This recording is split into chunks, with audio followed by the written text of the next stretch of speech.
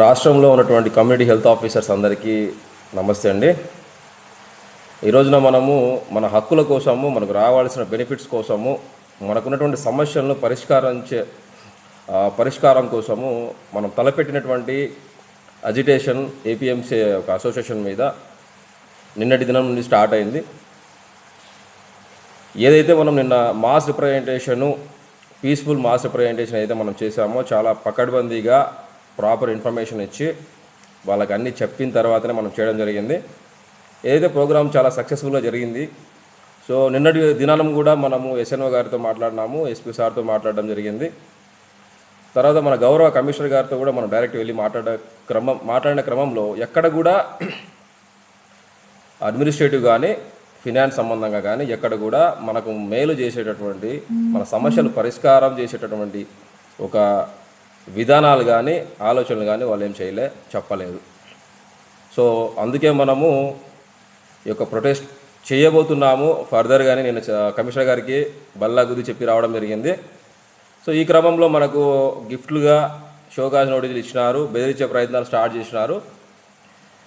APMC ఒకటే చెప్తా ఉంది అధికారులకు, ఎవరైతే ఇది చేస్తూ ఉన్నారో, ఏదైతే మేము తలపెట్టినటువంటి మా హక్కుల కోసము, ప్రాథమిక న్యాయబద్ధమైనటువంటి మాకు రావాల్సినటువంటి హక్కుల కోసం, ఏదైతే మేము బెనిఫిట్స్ కోసం ఏదైతే మేము స్టార్ట్ చేసినామో, మా పానాలు పోయినా కూడా వెనకడుగేయము, ముందుకే వెళ్తాము, ఖచ్చితంగా పబ్లిక్ చేస్తాము, ప్రభుత్వ దృష్టికి తీసుకుపోతాము. ఏ రకంగా 2019 నుంచి ఈ రోజు వరకు మమ్మల్ని అణచివేత ధోరణిలో మీరు ఏదైతే రకరకాలుగా ఇబ్బంది పెట్టినారో ప్రతి ఒక్క ఇష్యూని బయట పెడతాము. ఖచ్చితంగా మేమైతే ఒకటే చెప్తున్నాము, రాష్ట్ర సిహెచ్ఓస్ కూడా, తర్వాత మన ఏపీఎంసీ లీడర్స్కైనా, రాష్ట్రంలో ఉన్నటువంటి 10,032 మంది సిహెచ్ఓస్కైనా ఒకటే చెప్తా ఉన్నాము, ఎవరు కూడా ఈ యొక్క మెమోస్కి కానీ షోకాజ్ నోటీసులు కానీ జంకొద్దు, భయపడాల్సిన పని లేదు. మనకు జరిగినటువంటి అన్యాయాన్ని మనము ఒక ఆన్సర్గా రాసి వాళ్ళకి ముందు పెడతాము. ఇదే ఆన్సర్ రాసి ప్రభుత్వం గవర్నమెంట్ పెద్దలకి కూడా మనము పంపిస్తాము. సో మనం ఒకటి ఏంటంటే, ఖచ్చితంగా మనము ఈ యొక్క ఏదైతే మనం అనుకున్నామో ఆ కార్యాచరణ జరుగుతుంది. రేపటి దినాన ఏవైతే కార్యాచరణలు ఉన్నాయో పిఎస్సి లెవెల్లో, తర్వాత డిఎంహెచ్ఓ లెవెల్లో, తర్వాత డిఎంహెచ్ఓ డిస్టిక్ లెవెల్లో ధర్నాలు ఏదైతే ఉన్నాయో ఖచ్చితంగా చేస్తాము.